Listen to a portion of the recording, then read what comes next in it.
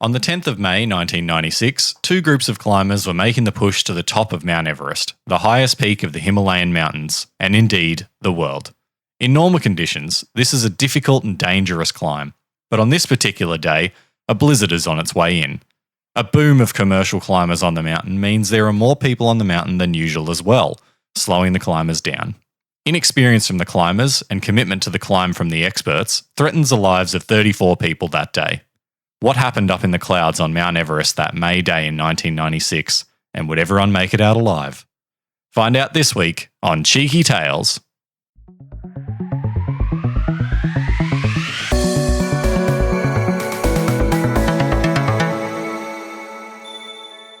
Welcome back, boy.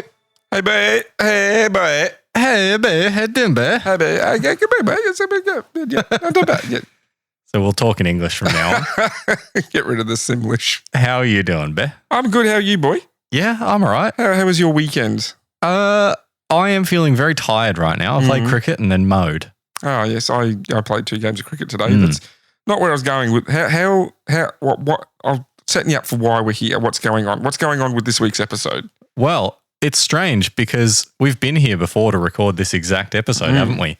Yes, was that, what, 2 nights ago on Friday? I may know this story now. Yeah. This time John knows the story. So what happened was I made a very rookie error. So you actually know what happened? No, I don't know how it happened. Oh, okay. But the rookie error. So we spent an hour and a half recording. We finished recording, and then I'm like exporting the files to be able to import them to the editing software and on my other PC and edit. And I go, and I never do this. I'm like, I'll just play it back, see what it sounds like. I just had this gut feeling. Played it back, horrifically distorted. You can hear our voices, but there's this like distortion over the top. Couldn't do anything to fix it. Something happened in the record and it just got completely messed up. And so I have attempted about 8 practice recordings before you got here. And now I'm not touching a thing. So this week's going to be a little different just because of the technical issue. So what are we doing this week? You've already pre-recorded the story again. Yes. So I sat alone and recorded. Very strange experience. Were you dressed? Yeah. Okay. Just you might have done it. No, I didn't get down to my most comfortable. So yeah, I sat and recorded on my own, and that was an incredibly weird experience. Yeah, so there is actually a version of this story with just me doing commentary that will never get released because it was awful. But yeah, that's where we're at. We're here for round 2 of recording this episode. Yep. Which I would know the story of. So this is going to be interesting and fun. So again, what is the plan? We're just going to listen to the pre-recording and then we're going to... Yeah, so it's like we're listening to the podcast ourselves and then just talking about it. Doing commentary. So you might notice it's a bit like on-off with the commentary. But yeah, I'm looking forward to trying something new. Are you, boy? I honestly don't know how this is going to go. Well, I guess all I can do is hand off to myself to begin the story. So let's get into it. Most people would know that Mount Everest is the world's highest mountain above sea level, sitting at 8,849 metres. It's located on the Tibet-Nepal border, with the border itself running across the summit. Due to the nature of the mountain being on the border, there are 2 routes for mountaineers to climb: the Southeast Ridge from the Nepalese side and the North Ridge route from the Tibetan side. Most climbers will use the Southeast Ridge ascent, as it's better mapped and easier to get a permit from Nepal than it is from Tibet or China. Everest was first identified as the tallest mountain in the world during the 1850s, but gained notoriety during the golden age of alpinism, which sounds very similar to the heroic era of polar exploration from my last episode. Again, quite possibly named by the people that were there. During this era, it was questionable whether it could even be climbed due to the height of the mountain and the unknown ability of the human body. Throughout the next few decades, many more mountains were conquered, and people began to believe it may be possible to conquer the big one. Due to this period of exploration of other mountains, as well as World War I, serious attempts weren't made until the 1920s on Everest. A number of expeditions were attempted, however it wasn't until Edmund Hillary and Tenzing Norgay made the summit in 1953 that the mountain was finally summited. They had done so using the Southeast Ridge route, And so, the last, most technically challenging part of the southeast ridge would be named the Hillary Step. In some ways, that's a massive screw you to Tenzing Norgay, who does not have a feature of the mountain named after himself. Yeah, so there you go. That's part one of the story, boy. You were having a great time having a listen to that. Couldn't stop yourself laughing. No, I couldn't. Because I remembered one of the jokes I made during the recording, and I do not want to repeat it. Yeah, we made some awful jokes. But I don't really have anything to say because I said all my piece in there, didn't I? Yeah, you had your little commentary. Had my little commentary. Yeah, I mean, the thing that stands out is, I guess, Tenzing Norgay. No one really names anything after him, do they? No. I guess one of the interesting things is it was quite recent, like maybe 100 years ago. That it was found to be tall? Yeah. 1850s. No, the ascent was in the 1920s, wasn't it? Oh, that's when they started trying to, really. The first people to get to the top were only in the 1950s. Yeah, which is really not that long ago. It's only 70 years ago. Yeah, I thought it had been happening for ages. Yeah, so like this story, the 1996 story, only happened 40 years after they'd been up there for the first time. Well, yeah, so they've been doing it for 40 years. They had some practice and stuff like that. But yeah, no, it's... Yeah. I just assume people have been doing it for a long time. No. And they haven't been doing it in any massive number for very long either. Like I saw a graph of like climbers on the mountain each year. Yeah. And it just sort of like ticks along, getting a little bit bigger. Whoa, there it goes. Do you have a total of how many climbers? I think the total that have climbed to date is less than 5,000. Yeah, that's not really, that's just a small group of people to be, is that the people who have climbed it and survived or just summited, so made the summit. But not necessarily came back? Yeah. Yeah, so that's not a lot of people to share that space with. Back into it. You're not going to transition every time like that, are you? I might. Oh, no. For the southern route, the trip begins in the capital of Nepal, Kathmandu, where trekkers will fly to Lukla, the nearest town to Everest with an airport. From there, trekkers will hike to Everest Base Camp over 8 days, with a few days rest for acclimatization. It's very important that climbers get acclimatized to the altitude because the human body actually needs to react to the fact that there's less air and less oxygen. Otherwise, you'll just immediately go into oxygen deprivation and pretty much just die on the spot when they attempt the summit. Over the next 3 to 6 weeks of their trek, climbers will then follow a process to take supplies up the mountain to the next 3 camps. Finally, trekkers will go from base camp to camp 2 on one day, then camp 2 to camp 3 on the next, 3 to 4 on another day. Everest Camp 4 sits at 8,000 metres above sea level, which is the beginning of the death zone, which is pretty self-explanatory from the name, but I will explain a little bit more of that in a few minutes.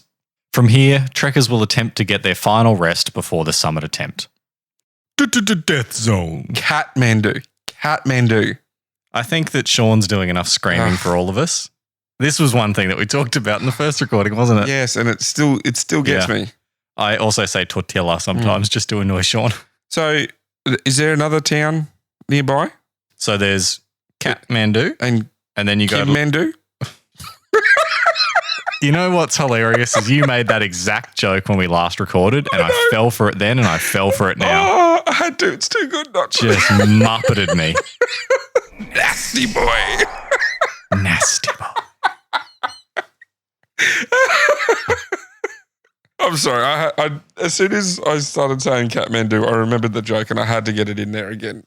It's too good not to.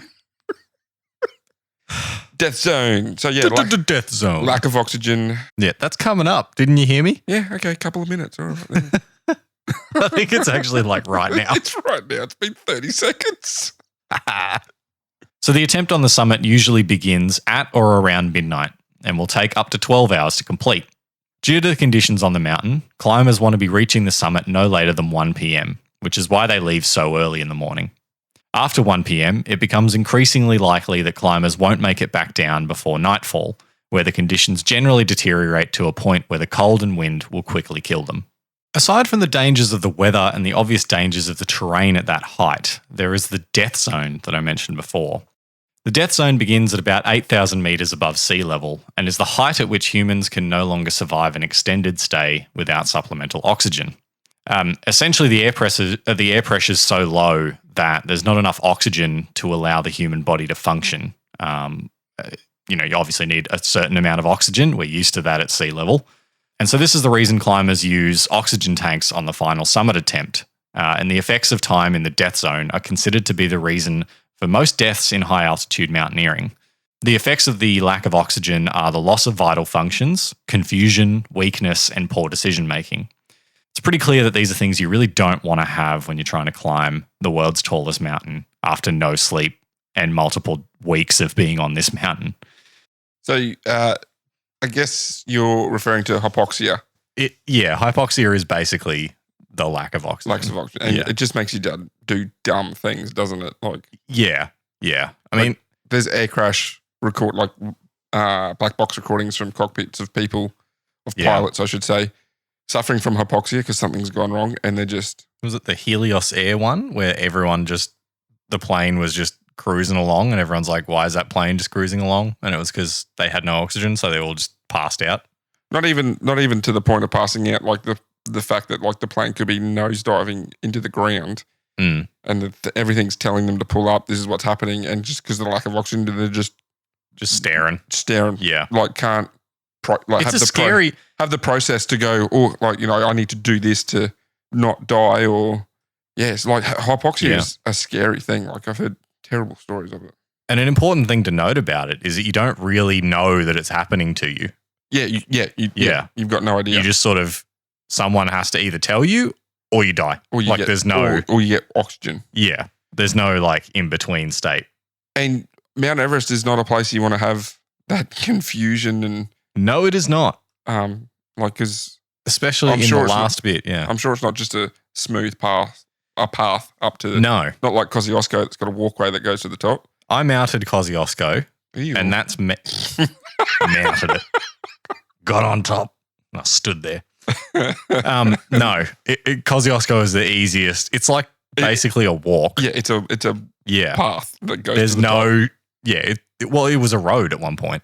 So it's literally just a walk. And I don't imagine Everest is like that. Imagine Everest is like a little goat track up the side of a mountain with valleys and cliffs and snow and wind. Not the most technical climb.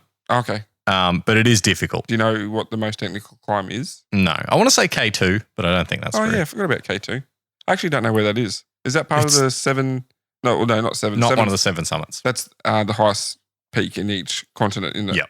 Is it there's a sisters or something, isn't there? There's a bunch of ones that are very close to... Yeah, so all 14 of the 8,000 plus meter mountains are in either the Himalayas or the other one. Yep.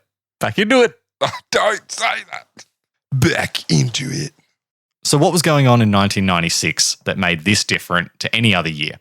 So in the years since the 1953 summit by Hillary and Norgay, mountaineering had come a long way, and more people were attempting the summit of Everest each year. During the early 90s, a crop of new companies began offering commercial climbing experiences. Essentially, these companies would offer experienced climbers as guides who would lead a group of less experienced paying customers up the mountain. Of course, this was done with the help of paid Sherpas as well, with the Sherpas doing a lot of the preparation for the climb ahead of the main group. So pretty much Sherpas would do the laying of equipment, they would take food up and down the mountain, they would take oxygen bottles up and down, they do a lot of the course laying, so they do the climbing and laying down ropes that people would come along and then follow later on. Pretty much all of the hard work, really, of the climb. And then along come the paying customers to just sort of do it themselves. Pretty much that's the way that these companies would operate. Sherpas are locals, right? Yeah. They don't live on the mountain, but they're... No. I actually don't know. You would have thought that I'd look up what a Sherpa is, because I just kind of get it. But you're right. I actually don't know what they are. Yeah, I don't think they're people that live on the mountain. They're just... Yeah. They live nearby and this is their job. Yeah. Maybe that's your job. Your job is to go up and just climb a mountain. Everest. Take inexperienced idiots up a mountain, yeah. Maybe they are locals. How was your day at work today, honey? Oh, dude fell off a cliff and died. Yeah. Guy just got hypoxia, I didn't notice, and then he fell off the mountain. He just walked straight off. So I just went home. Climbers would pay on average around $50,000 each to climb the mountain. So this was largely made up of fees to get up the mountain, get to the mountain, get the gear that they needed, the time spent on the mountain acclimatizing, but mostly it was for all of the people that were taking part in helping them get there. So paying all the Sherpas, paying the guides, getting their licenses to climb Everest, all these sorts of things. So you can imagine with that much money involved in each climbing group, $50,000 per person, and you got a climbing group of 8, that's $400,000 worth of climbing going on for just one expedition. I got one thing to say to that. A ka-ching! It's a lot of money. It is a lot of money. Yeah. I've got to look at you for when you're talking because so I know it's a recording and it's not. Which one is it? You could do some sweet ventriloquism or just...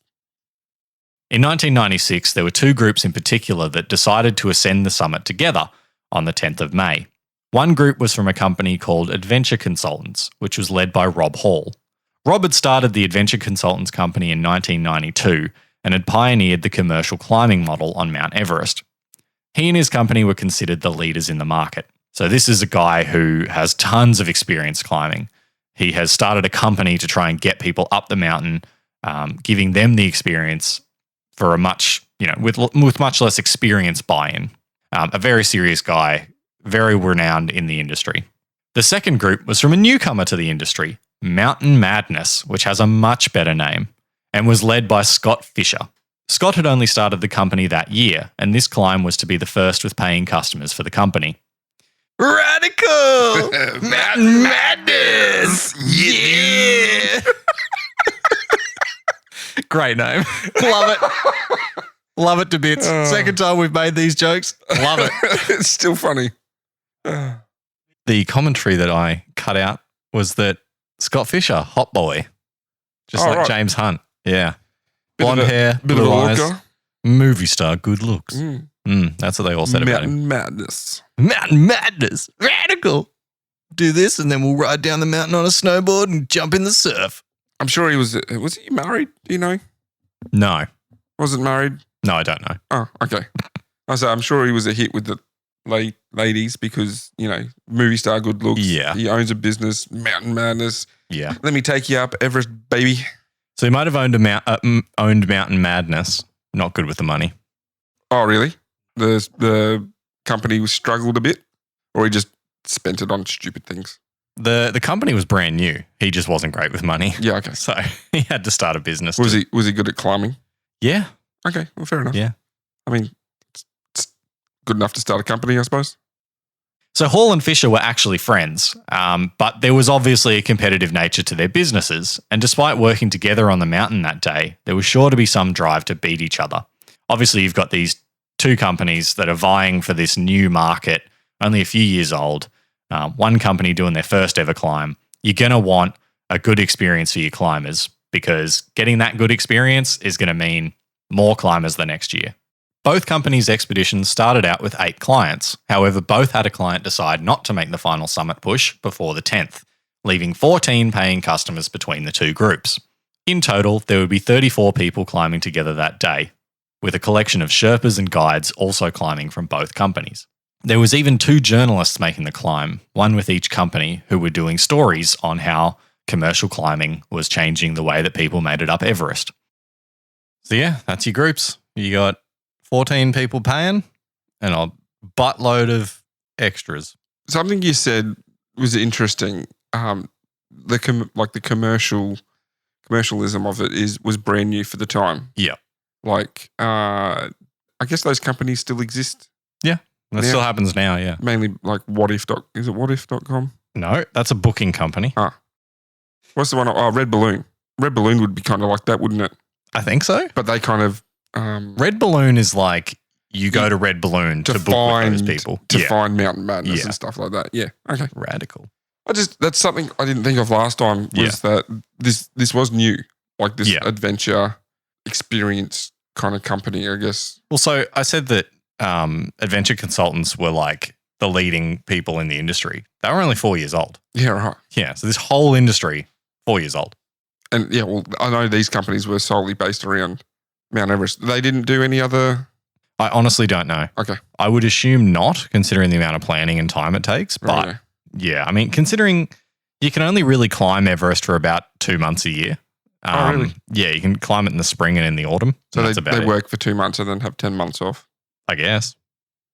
So considering they were paying customers and not experienced professionals, there was a lot of inexperience in the climbers. For adventure consultants, only one of the 8 customers had ever climbed a mountain over 8,000 metres, and for Mountain Madness, there were a further 2 that had never climbed above 8,000. This would mean that many were not used to the effects of the air at that height and would need extensive guidance to make the climb and to survive. Some climbers of note from both teams are listed here, as I'm going to mention them a lot as we get through, and it's good to give you an idea of who they are before you hear them again. So obviously, I've already talked about Rob Hall and Scott Fisher, the 2 leaders, but then you've got guides for both companies. So you've got Mike Groom and Andy Harris, who are guides for adventure consultants. They're hired to keep the paying customers moving, get them up the mountain, and get them back down safely. On the other side, for Mountain Madness, you've got Neil Beidelman and Anatoly Bukharev. So you've got Mike Groom, Andy Harris, Neil Beidelman, Anatoly Bukharev. I've said Bukharev different twice, it's Bukharev, but there you go. In terms of paying clients, you've got Lou Kashishki. Lou had climbed 6 of the 7 summits, which are the highest mountains on each of the 7 traditional continents. He had promised his wife he would only make 1 attempt on the summit. Yasuko Namba. Namba was attempting to reach the top of all 7 summits, and if successful, would be the oldest woman to have reached the top and the first Japanese climber to do so. Beck Weathers. He had been climbing for 10 years and was making an attempt on the 7 summits. However, he'd never gone above 8,000 metres during any of his climbs. In addition to them, there was a 5-man team from a Taiwanese expedition climbing on the southern side of the mountain that day, as well as a 6-man team on the northern side from the Indo-Tibetan police force. So yeah, the police are just going up, seeing what's going on. Yeah, why? I don't know. Couldn't find out why. Really? Yeah, it's weird, isn't it? Why would you just... Hey, is there any crime up here? Hey, there's no crime happening today. Let's go for a stroll up the mountain, mate. I wonder if it's to make sure that people aren't climbing the mountain and coming back down the other way. Surely it's not that. Surely it can't be that. I mean, if that's how they're doing it and crossing the border, I mean... Maybe they deserve to get across. I wonder if it's to find dead bodies. Oh, you reckon? Yeah, maybe. Yeah. Because there's a lot up there, isn't there? A lot. Do you go into that? I don't think I do, no. Yeah, there's a lot of dead bodies. A lot of dead bodies. On the northern side, there's a valley that you have to climb over that's called the Valley of Rainbow Clothes. Bright colours. Bright colours, that was it. The Valley of Bright Colours. Just because people have fallen off and... There's like a whole bunch of dead bodies at the bottom of it in all different clothing. Yeah, that's not great. Yeah. And then you got green boots. Green boots, the most famous of the dead bodies. Mm-hmm. So typically what happens if you die on Everest is if you're high enough, they can't get you back down. So you just stay there. And I didn't mention it all in this, but there was a climber in the 1920s that died. Might do a story on him later, like another episode. But he was trying for the summit in 1924 and he died and they didn't find his body until 1999. That's ridiculous. That's 70 odd years. Yeah. And there was photos of the people that found him standing next to his body.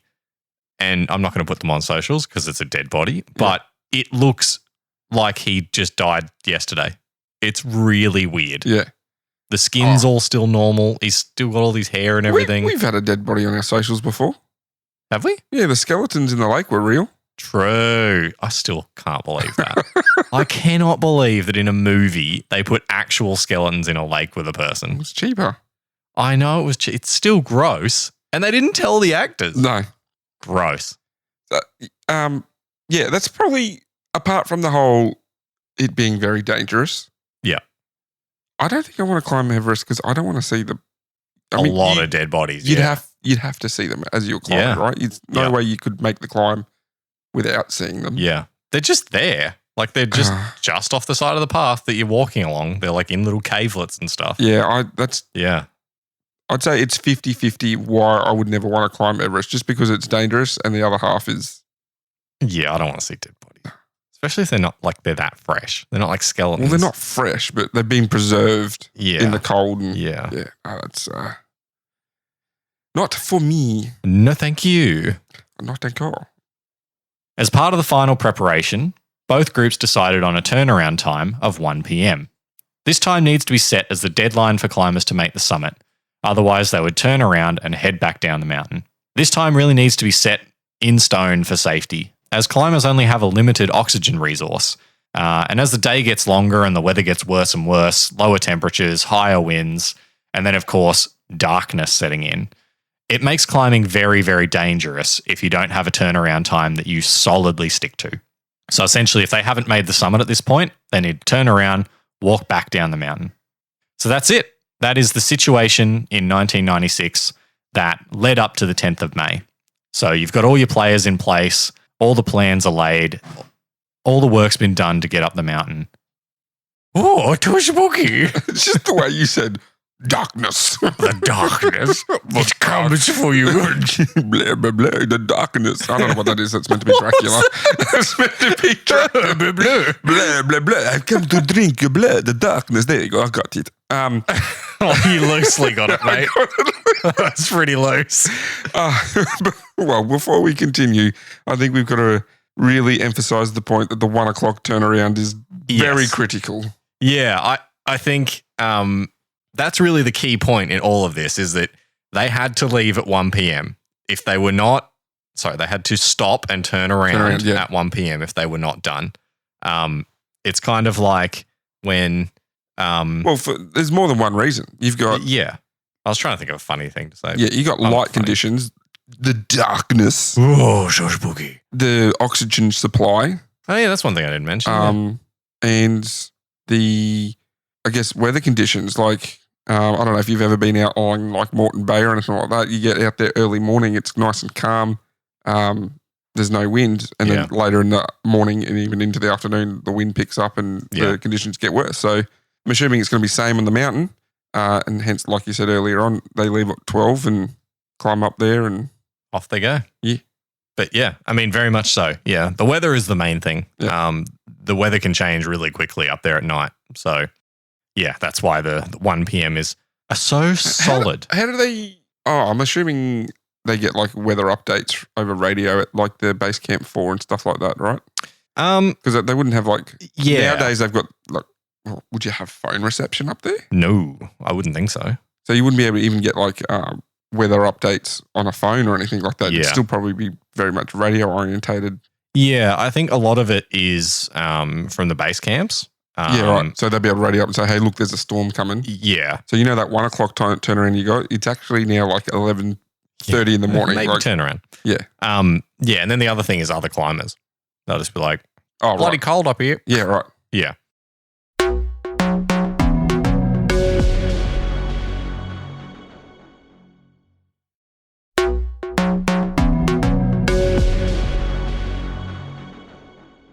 So the two teams from Mountain Madness and Adventure Consultants would begin their climb at 11:45 p.m.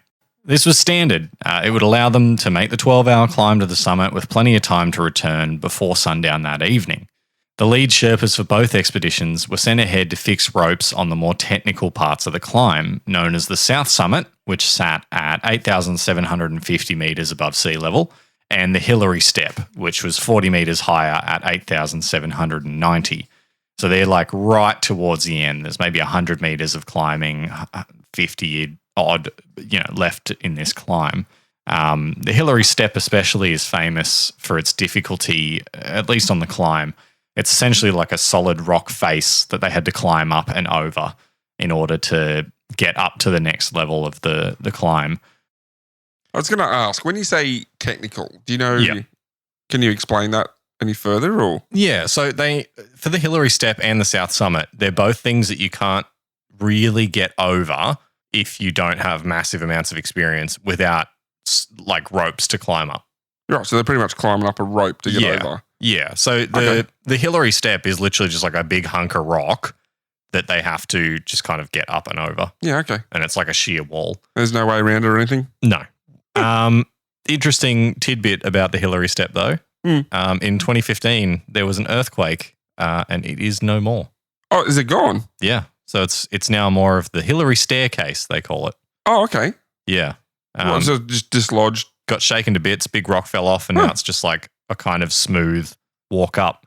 And weirdly, the Nepalese government are like, it's there. It's fine. And everyone's like, what do you mean? Is it though? What, they just deny that it's been destroyed. Why? I have no idea. And they're telling climbers like, don't you talk about the Hillary Step. Don't you do it. First rule about Hillary Step. Don't talk about the Hillary step. So for the first 6 hours of the climb, not really anything happened. It was 5:30 a.m. The climbers had made their progress up, but they're in the death zone now. So they've gotten into the area where they have to start using the supplemental oxygen that they're carrying with them. This immediately starts a timer on how long they have to complete the ascent and return back to Camp 4, because they have to get back below 8,000 meters. If they're going to run out of oxygen, they're going to have issues. Both teams are following set ropes on the climb that guide the way, and both Fisher and Hall are at the back of the group, assisting slower climbers from their companies. So the most experienced at the back, helping these guys up the mountain. Which is the way it should be. It's just funny because when you say they're assisting the slower climbers, I just imagine like a football scrum where they're just behind them, pushing them up the mountain. Get up there, go and get. By the way, you can kind of tell in this recording how I'm trying to give exposition of my own, because I was on my own, so I'm like, I've got to sound like I'm just talking to someone. That's why it sounds a bit weird. At 10 a.m., the lead climbers from Mountain Madness had made it to the South Summit, the first of the two most technical parts that I mentioned before. Neil Biderman, one of the guides from Mountain Madness, was the first one to make it to this point, and he realized that they were behind schedule by about an hour. To compound that issue, he found that the head Sherpas that had been sent ahead, the head Sherpa from both groups were sent ahead at the start to lay ropes on these more difficult parts. They found that they hadn't been able to do that. One of the Sherpas had come down with altitude sickness and was found on the side of the path, just sort of spewing his guts up. Real gross stuff, but essentially he wasn't able to get ahead, and he was never able to get ahead. So they didn't have any of these ropes fixed on the more technical parts by the time the group got there. So now Neil Biderman and Anatoly Bukharev have to do this for the group. So they start doing this. They start laying the ropes, they climb these more technical parts, but as they start working, climbers start backing up behind them. So you find that the more people are backing up, the longer it's going to take each person to get over this South Summit and eventually the Hillary Step as well, which is just adding to the amount of time that this climb's going to take, compounding this issue each time someone gets there. At the same time, at the back of the group, Lou Kashishki was looking up at the group summiting above him, and he could think of nothing else other than climbing that mountain and standing at the top. Unfortunately for Lou, pretty much at this exact moment, he collapsed. Everything went quiet. Everything went silent. He said all he could hear was his heartbeat, and in his words, it was the call of the heart, my wife's heart, calling out to be heard. I looked up at the summit, at a place I would never be, and visualized myself up there. I would never stand on that place. Lou would turn around and make the trek back down to Camp 4 alone. Good on you, Lou. Gutsy call. Know your limits. Yeah, no, it's gutsy call. Mad respect. Yeah. Whether you're drinking, climbing a mountain, or eating tacos, know your limits. He was the one, this was the last one of the 7, was he? No, that was Yasuko Namba. Climbing the last of the 7 summits. Okay, I thought... No. Okay. No. Gutsy call. Mad props. So did you actually find out what happened like with the Sherpas? There was the one thrown up. Did he just go back? No, he survived. He just went back down to base camp? There was one Sherpa who died from the expedition, but it wasn't related. Well, no, not related to the going up. They call it HACE or HAPE. It's like high altitude something, high altitude pulmonary edema or something. Ooh. Basically you go up high, you get ill, and you just don't recover and die. Wasn't the guy throwing his guts up, was it? No. Okay. No, he just had altitude sickness. So they brought him back down. He was right. As time ticked past 12 p.m. and closer to the turnaround time of 1 p.m., Biderman and Bukharev made their way over to the Hillary Step, the last of the technical parts of the climb, laying lines for those that followed. Climbers, as I said, were still backing up behind them, and Biderman began to think that only the fastest climbers would make the summit that day. As the time expired on their 1 p.m. deadline for the summit, not a single climber had reached the peak. At 1:07 p.m, Bukharev became the first of the group to reach the top, with Biderman not far behind. They began to assist other climbers up, however not many were even close to the pair when they summited. Not good. They've hit their 1 p.m. deadline, and they've done nothing about it. They didn't even make the summit before 1 p.m. No one made the summit before No one made the summit. So they all turned around and went home. Yeah. Anyway, listen to us on socials. Yep. No, that's not what they did, boy. Oh. Despite having 6 very experienced people at the front, well, some at the back, they didn't turn around. They broke their own curfew. As time ticked over to 2 p.m., Bukriev made the decision to descend the mountain as he was starting to feel the effects of altitude sickness. Due to his personal beliefs around the impact of supplemental oxygen causing complacency, he'd not been using any supplemental oxygen. Not smart, Mr. Bukriev. You're supposed to be a guide. Not smart. Yeah, he's meant to be helping people, right? That's right. He just decided to go, whatevs, I don't feel well. I'm going home. I'm having a sickie. Yeah, and the no supplemental oxygen. Yeah, that's craziness. Yeah. That's odd decision. So he's been going for 13 hours. Yeah. It will, in the death zone. Yes. So not enough oxygen to support human beings. He's just been doing it. Pretty impressive that he's actually doing all right. Obviously, he's acclimatized quite well to the conditions, but and he's helping. He was at the front, right? Yeah. He was helping. So he's laying the lines and stuff. He's working. Well. He's doing difficult parts of the climb. That's ridiculous. Yeah. He cops a lot of guff for that. Oh, afterwards? Yeah. Yeah, so people are like, what is this guy doing? Why does he not have supplemental oxygen? Mm-hmm. Now he's like feeling sick, got to turn around. No, left old mate by himself. Yeah, so people lay blame on him for what happened in some aspects, like he's part of the issue. Might not be fair. We'll see his story continue a little bit later. Was anything changed from that then? Was anything changed? Yeah. So I say it at the end in the recording, so enjoy hearing it twice. But okay. I'll just leave it for then. All right. Whoa, are you ready for that wild twist? Ooh, what a twist. Ooh. Yeah, we totally blew that out. At 2:10 p.m., Mountain Madness leader Scott Fisher was only just reaching the Hillary Step. Rob Hall, the leader of Adventure Consultants, reaches the summit around this time. He radioed back to base that the conditions were very windy and very cold. So Hall is at the top at 2. Scott Fisher's still back down at the Hillary Step, about 50 metres of height below. By 2:30 p.m., Bukriev had begun his descent back down the mountain. Also around this time, Yasuko Namba reached the summit and achieved her goal of climbing all 7 summits. In doing so, she'd also become the oldest woman to have ever climbed Mount Everest. All Mountain Madness clients had now made the summit. Bartleman still remained at the top with them. However, he was finding it very difficult to get the summiteers to turn around and descend quickly. Good job, Yasuko. I guess that's an issue. Like, you've just spent 14 odd hours climbing a mountain. You're past the time when you're meant to leave. You get up there. Wow, this is awesome. Okay, we need to go now. What? I just got here. No, we need to. You need to turn around and leave. You need to piss off. Yeah, I can imagine. Yeah.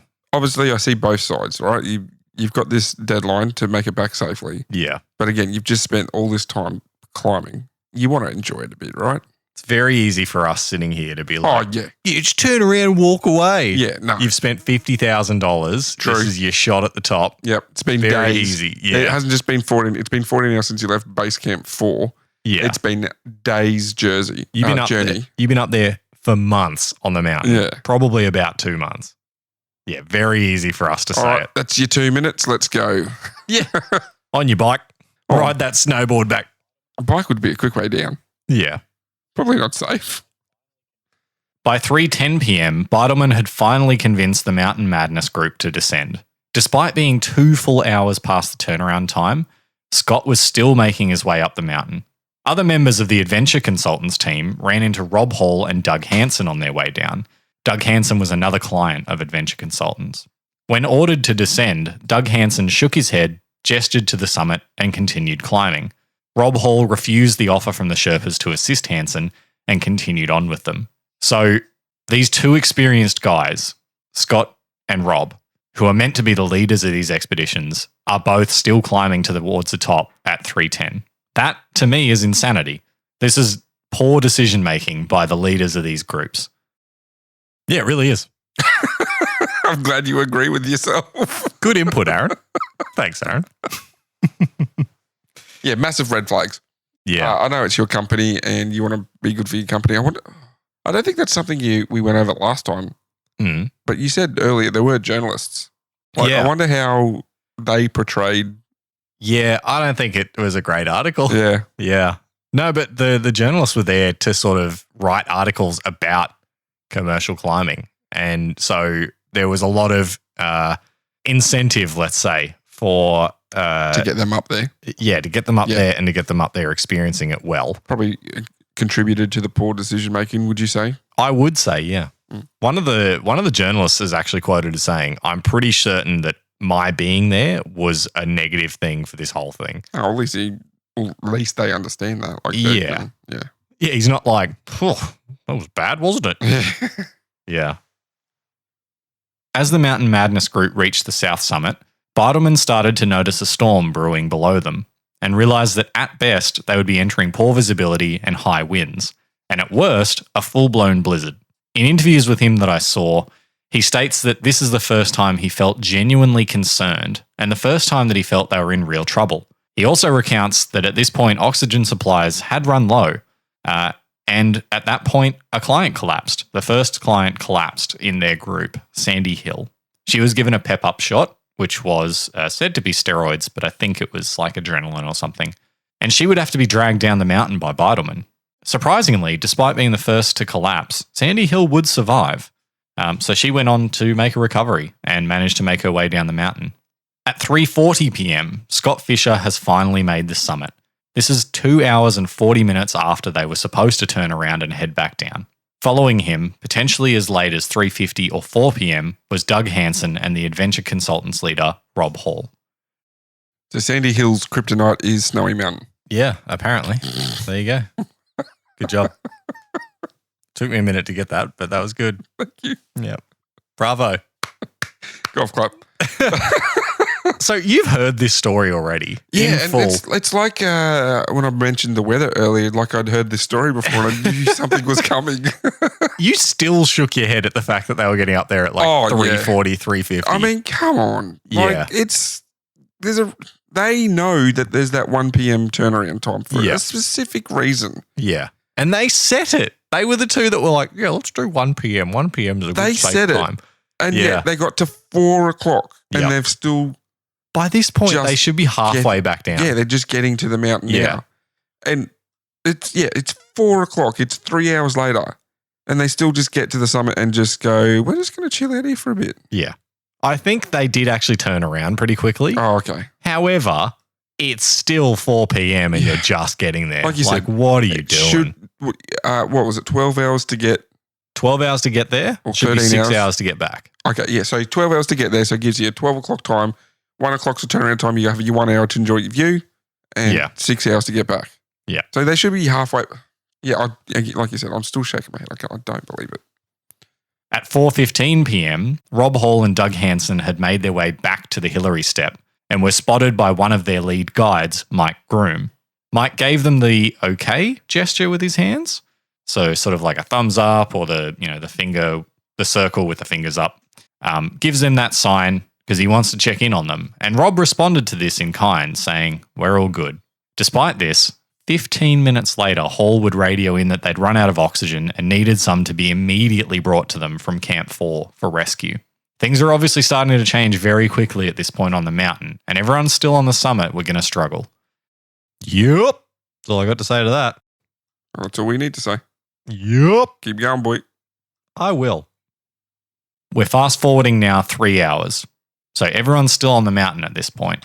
By 7 p.m., a group made up of climbers from both companies had made it to the South Col, a feature of the mountain that sits at 7,920 metres. So they've finally descended out of the death zone, but only just.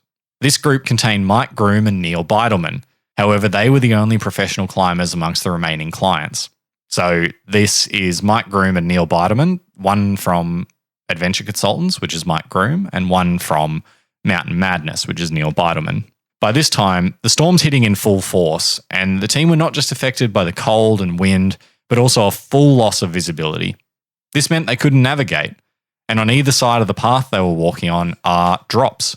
Essentially, they're going to fall off the mountain if they make a misstep at this point. On top of all this, they've run out of oxygen, and some of the group are starting to collapse and are unable to move themselves. With all this in mind, and despite knowing they were incredibly close to Camp 4, They make the decision to stop and to huddle together for warmth and to try to keep each other awake. So they're making this decision to just stay on the mountain now. They can't find the guide ropes. They can't climb.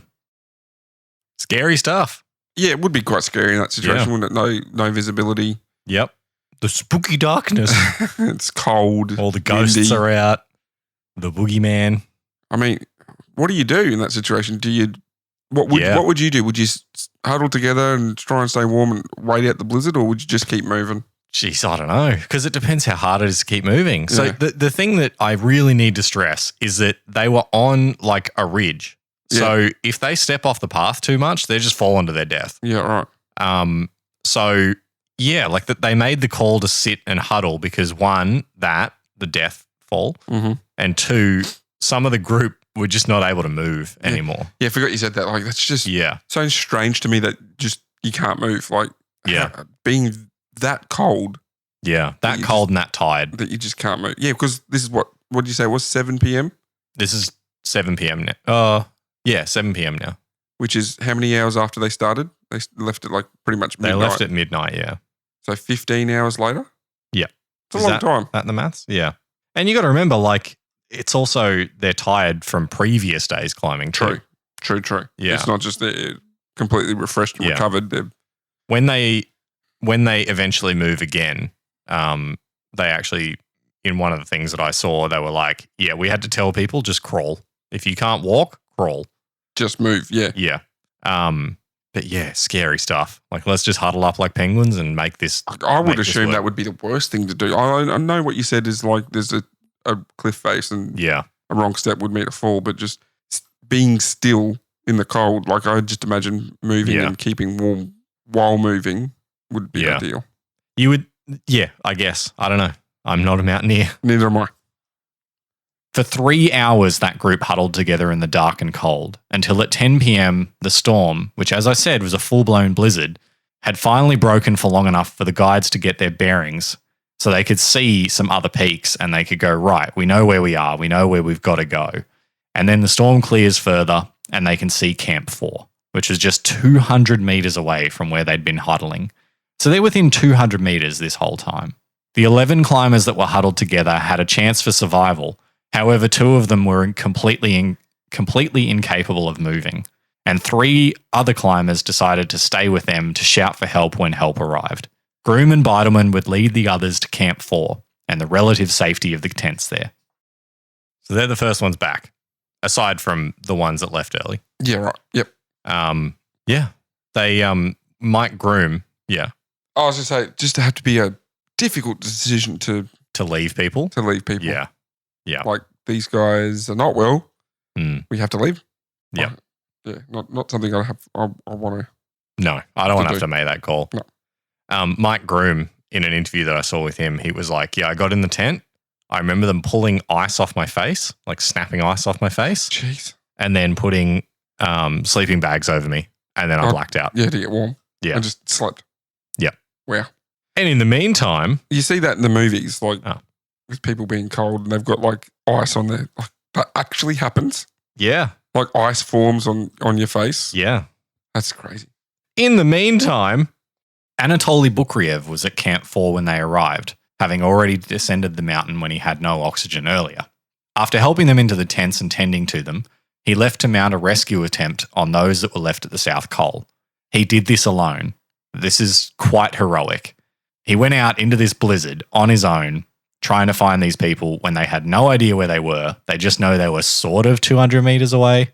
And he finds them. He gets there. He finds the people calling out. But at this point, they have to make a decision. Yasuko Namba was part of this group, and she's incapable of moving. Beck Weathers was also part of the group, but he couldn't be found. He was obviously not in the same huddle as everyone.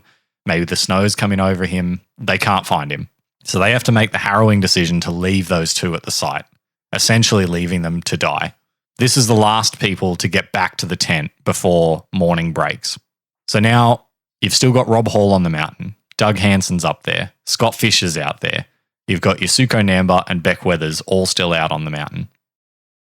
That's still so strange to me that they couldn't find this person. Like, yeah. You said, again, I'm not imagining a large path. No, it's weird, isn't it? So how do you lose someone?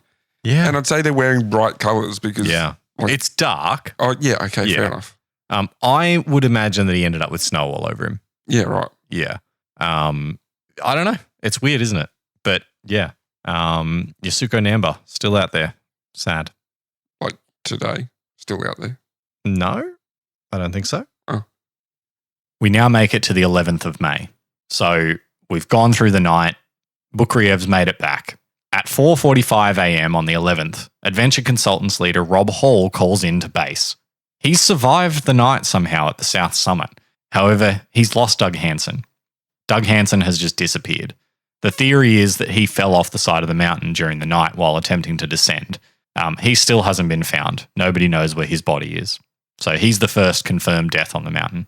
Rob Hall also couldn't use his oxygen mask as it had frozen over and the pipe supplying oxygen was completely blocked. By 9 a.m., 4 hours later, he'd managed to fix his mask. However, his hands and feet were so frostbitten, he wasn't able to follow the ropes and make his way down the mountain. Resigned to his fate, he asks to be patched into his pregnant wife in New Zealand. They decided on the name of their child, and knowing what was coming, he told her that he was comfortable. He said to her, "Sleep well, my sweetheart. Please don't worry too much," before ending the call. Shortly after, he would freeze to death. He would be the second confirmed death on the mountain that day. All I can say to that is oof. Big oof. Big oofs. That's full on. Yeah. Even the dramatic recreation that I saw, I was like, oh, really? Yeah. Like the patching in and talking to the wife and stuff like that. It was part of the Seconds from Disaster episode that I watched. And just not good stuff. Yeah, oof. Mm. A second attempt to save Yasuko Namba and Beck Weathers was launched. They were both found alive. However, they were barely responsive and severely frostbitten. After discussion between the search party, it was decided that they were not going to be able to save them. Their own condition and the condition of those in Camp 4 made it incredibly unlikely that anyone would be able to assist them down the mountain. Unfortunately, Namba would die on the mountain shortly afterwards. Miraculously, however, Weathers regained consciousness later that day and under his own power walked back to Camp 4, shocking everyone that was there. He had been left for dead and had now managed to walk himself back down the mountain to Camp 4. Unfortunately for him, on the 12th, a storm came through and damaged his tent, collapsing it completely over the top of him. The group again looked at this and thought that he was for sure dead. However, as they were planning to leave, somebody noticed that his tent was moving, and again, they found him alive. He did, however, have severe frostbite on his nose and right hand, which had to be amputated, but he had survived. This dude, the man the mountain couldn't kill, but everyone on it thought could. Well, you just said that. It's got me like Harry Potter flashbacks with Voldemort. The boy who lived, come to die. That's insensitive. Yeah, man, this guy, crazy. Unbelievable, isn't it? He's been left for dead how many times? It was three. Yeah, they left him in the night. Yeah. They left him in the morning. Come back with the rescue party. He walks himself back in. Everyone's like, he's just, wow. Just woken up like, where is everyone? Did these bastards leave me? You left me. I just needed a nap. Yeah. He's just had a power nap and he surged on through. I think my favourite part of it is the tent gets collapsed in the storm. Yeah. And they don't even bother to check. It's like, well, he must be dead. He has to be dead. Can't have survived that. The canvas is just fallen over. He's dead. The guy that couldn't be killed by the elements, definitely dead in a fallen over tent. He's dead for sure. Don't even bother looking. Don't go over there, Anatoly. He's got nothing worth taking. We took that the last two times. We thought he was dead. You got his wallet, right? Yeah. Incredible. And he survived. Yeah. Fully survived. Yeah. Badly damaged. Oh, really? His nose and hand. Yeah. Nose completely gone. He's just got like a hole. Yeah, it was just black. Yeah, at least when I saw footage of him. Yeah, but alive. Yes, alive but damaged. Beck Weathers, the man who lived.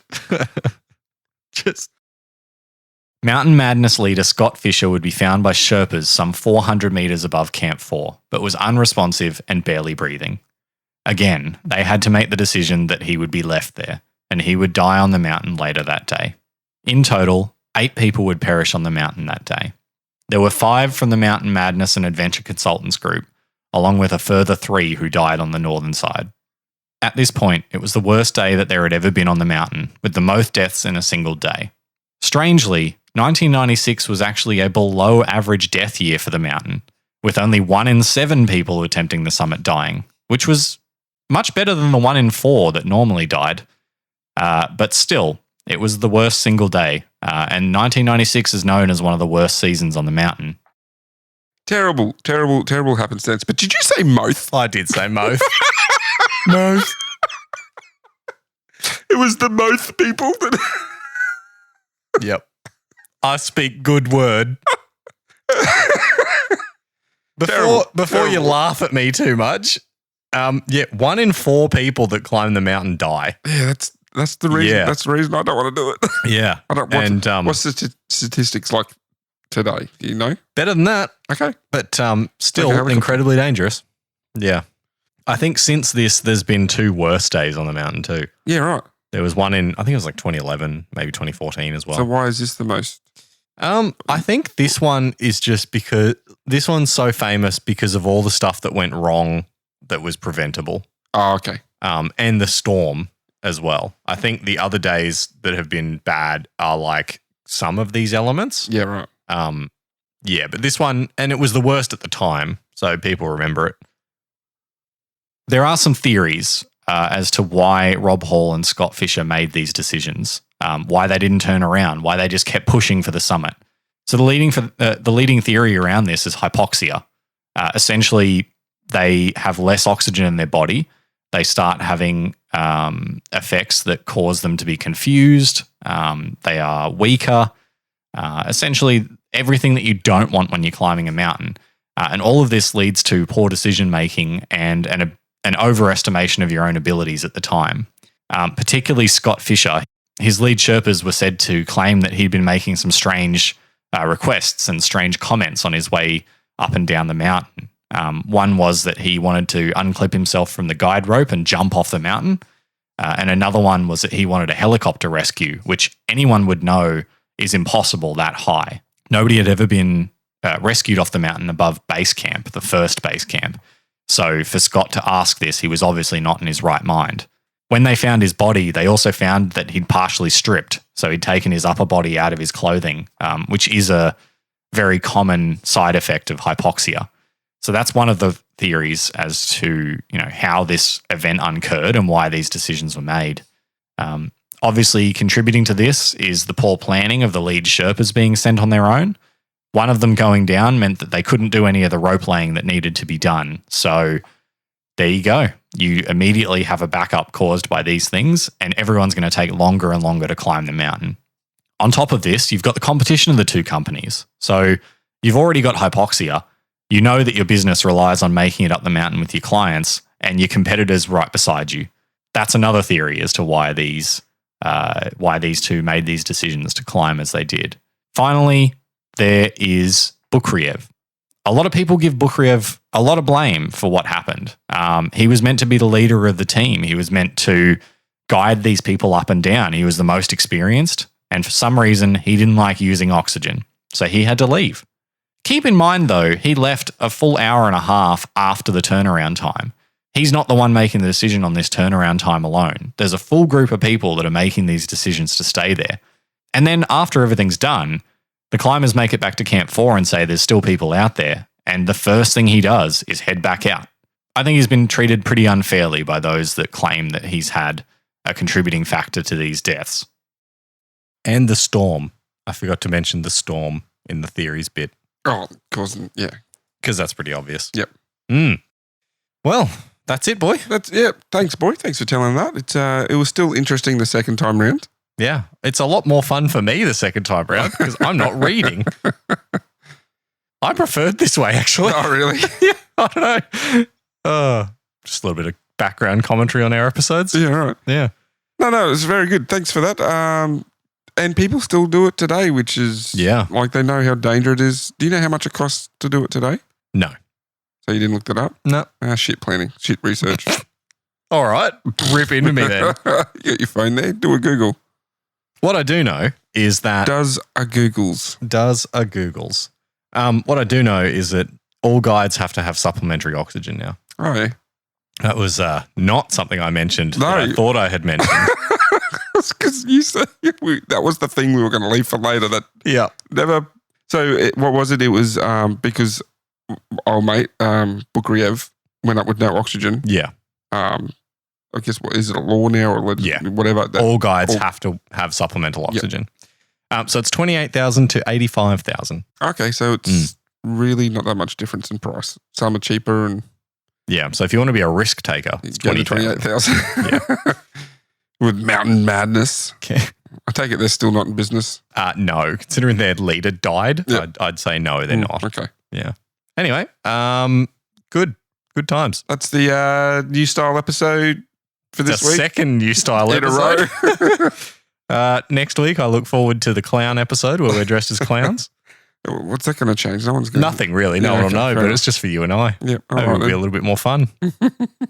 Anyway, as always, hit us up on our socials at Cheeky Tales Pod on Facebook, Twitter, and Instagram for any supplemental content that you want to see. We'll have some photos up. No dead bodies, I promise. Yeah, we did post some photos of stuff.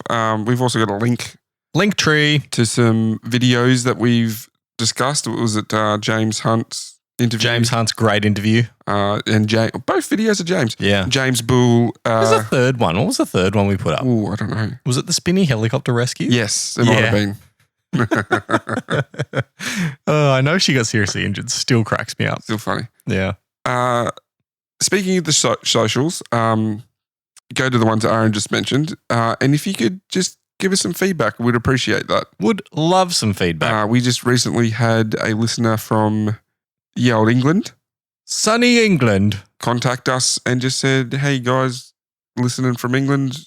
That was nice. Like your work. I appreciated that. That was lovely. So yeah, if you feel like it would be great just to hear we'll get some feedback on the socials. Yeah. Have a comment. Say what you thought. Have a comment. And I guess just I'm going to ask you to share the podcast again. We're going to shamelessly ask you to share. It's a good way for us to grow a podcast, to get more people listening.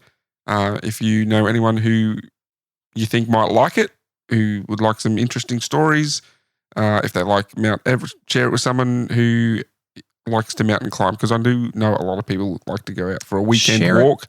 Maybe not the height of Everest or anything like that, but they go out for a weekend walk to some local places and get some fresh air in the lungs, which is great. Share it with someone who likes snowy adventures. Yeah, who likes the snow.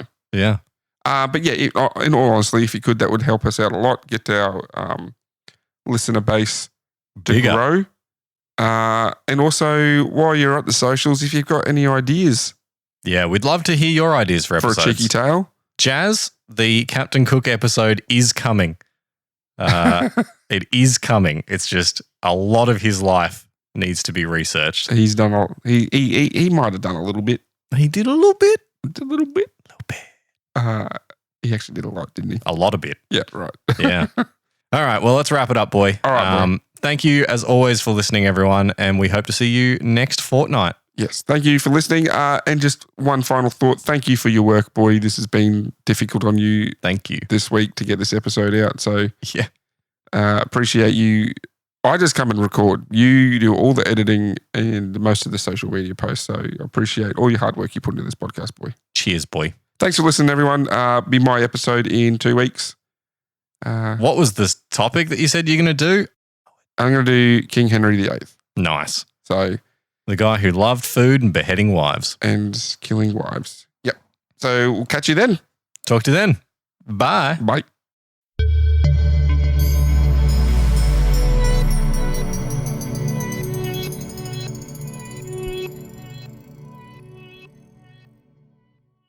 Radical! Mountain Madness!